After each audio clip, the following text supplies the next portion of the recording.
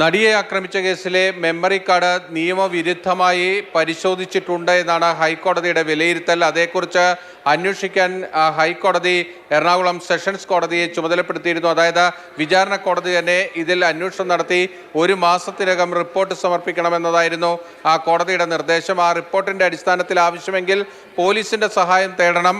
Case register ചെയ്യേണ്ടതാണെങ്കിൽ case register ചെയ്ത് മുന്നോട്ട് പോകണം. ഇതായിരുന്നു കോടതിയുടെ ആ ഉത്തരവ്.